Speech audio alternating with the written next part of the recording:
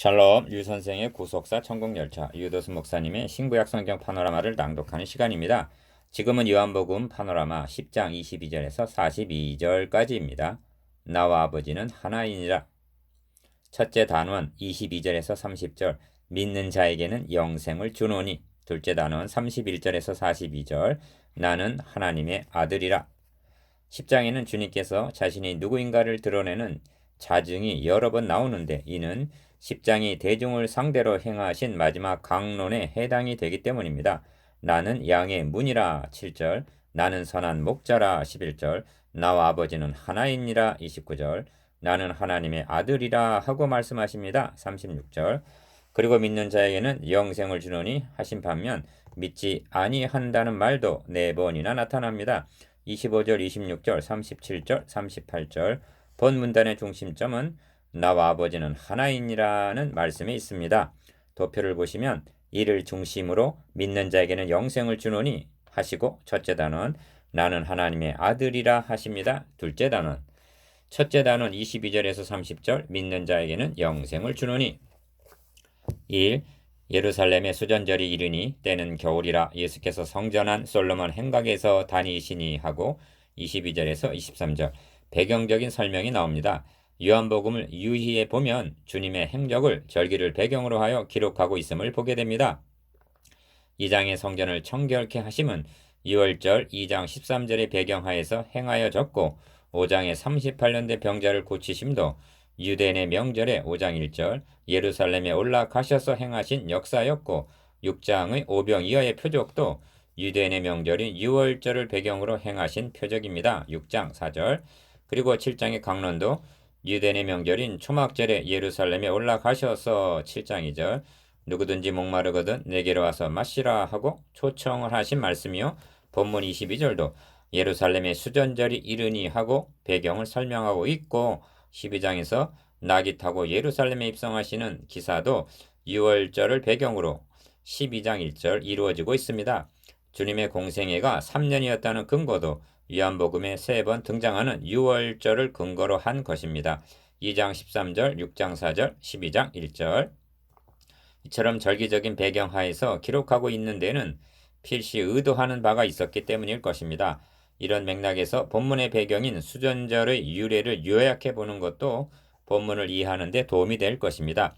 주전 2세기경에 시리아 총독 안티오코스 에피파네스가 예루살렘을 침공하여 성전에 제우스 신상을 세우고 제단에 돼지를 제물로 바치는 치욕적인 사건이 있었습니다. 유대인들은 이러한 모욕적인 시련으로부터 구출해줄 구원자를 고대하게 되었는데 그때 나타난 구원자가 유다 마카비였습니다. 그는 시리아군을 격퇴시키고 성전에 세웠던 우상을 부숴버리고 더럽혀진 성전을 청결케 하였습니다. 성전이 모독당한 지 3년 만에 회복되기에 이른 것입니다. 이것을 기념하여 지키는 절기가 수전절입니다. 기억, 이런 배경하에서 유대인들이 예수님을 에워싸고 당신이 언제까지나 우리 마음을 미혹하게 하려 하나이까 그리스도이면 밝히 말하시오 했던 것입니다. 24절 유대인들이 수전절이라는 배경에서 이런 말을 한 의도는 우리는 지금 마카비가 시리아를 격퇴한 것 같이 로마를 격퇴하고 우리를 구원하여 줄 그리스도를 고대하고 있어 당신이 바로 그분인지 아닌지 밝히 말해주시오 그런 뜻이었던 것입니다. 예수 그리스도께서는 그들에게 만족할 만한 답을 줄 수가 없으셨습니다.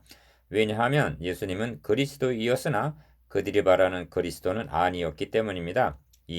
예수께서 대답하시되 내가 너희에게 말하였으되 믿지 아니하는도다.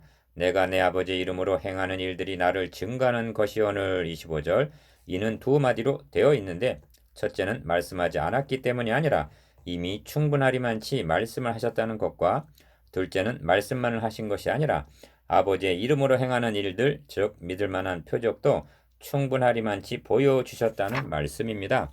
기억 그런데 너희가 내 양이 아니므로 믿지 아니하는도다.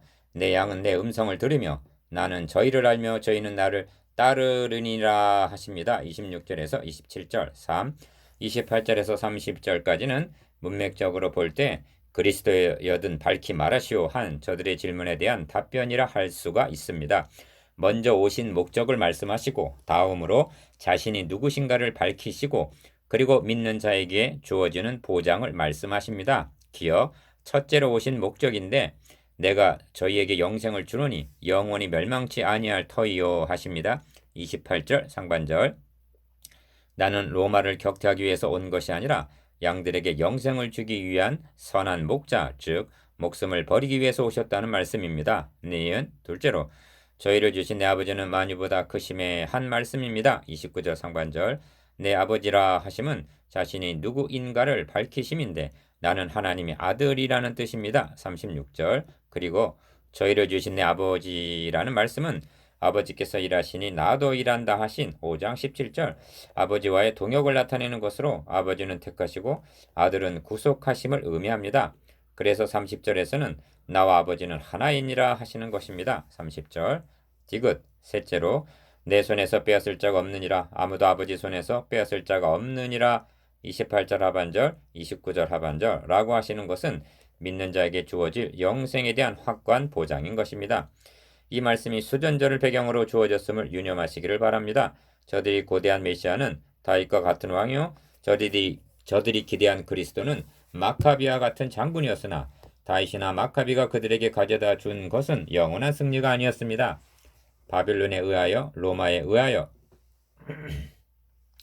정복을 당하고 만 것입니다.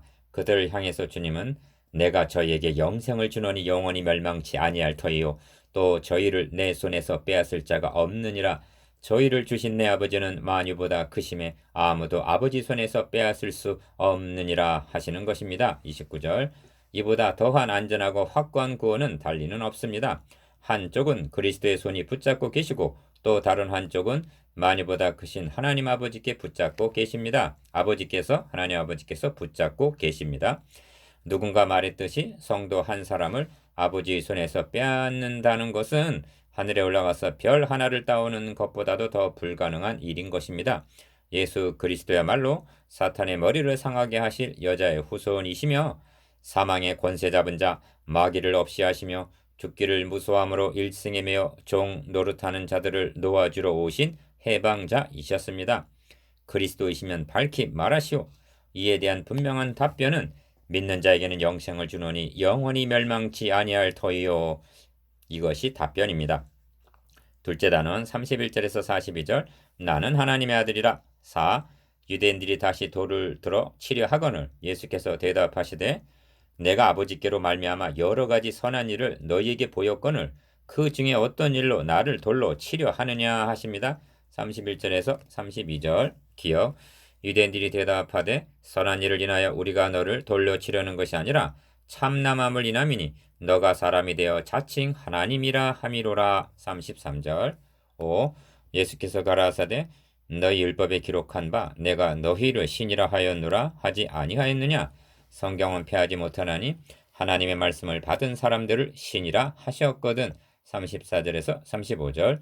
이는 내가 말하기를 너희는 신들이며 다 지존재 아들들이라 하였으나 라고 한 시편 82편 6절의 인용으로 1차적으로는 재판장들을 가리키는 말씀인데 성경이 말씀하는 제사장, 왕, 선지자, 재판장들은 궁극적으로는 그리스도를 예표하는 인물이었던 것입니다. 이 점이 모세에게 내가 너로 바로에게 신이 되게 하였은즉 한 출애굽기 7장 1절 말씀에서도 나타납니다. 기억.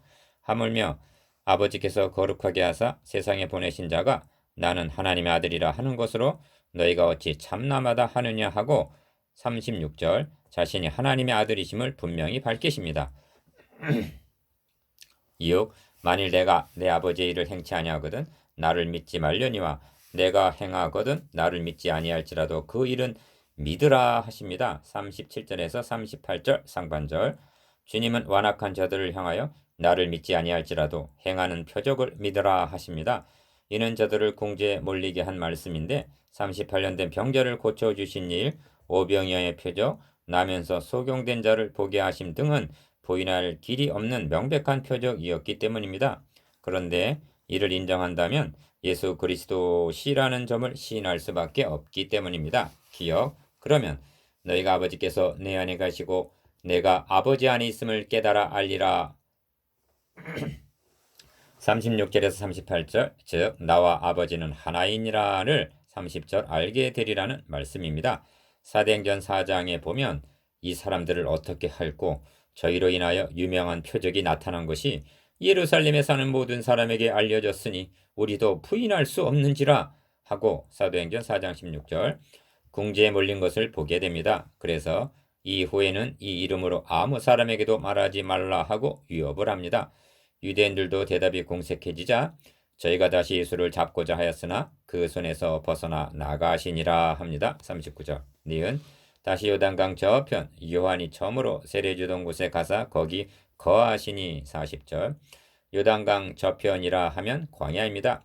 배척을 당하신 그리스도는 광야로 나가신 것입니다. 이는 마치 누가 너를 우리의 주제와 법관으로 삼았느냐 하고 출애굽기 2장 14절 배척을 당한 모세가 미디안 광야로 나갈 수밖에 없었던 것에 비할 수가 있습니다.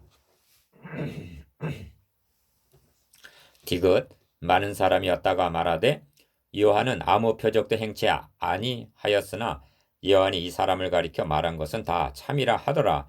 그리하여 거기서 많은 사람이 예수를 믿으니라. 41절에서 42절 길레비자 세례 요한의 증거의 결실을 봅니다.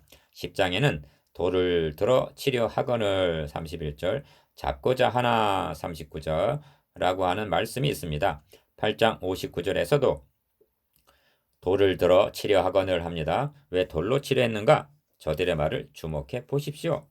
선한 일을 인하여 우리가 너를 돌려치려는 것이 아니라 참남함을 인함이니 너가 사람이 되어 자칭 하나님이라 함이로다 합니다. 33절 오늘날도 예수님이 행하신 선한 일을 전한다면 걸림이 되지 않습니다. 다만 예수님이 하나님의 아들 그리스도시요 나의 죄를 대속하여 주신 구주시요 다시 오실 심판주 되심에 대하여는 싫어하고 미워하고 배척하고 거부감을 나타내는 것입니다. 이는 저들 속에 그리스도를 돌로 치려는 적대감이 있기 때문입니다.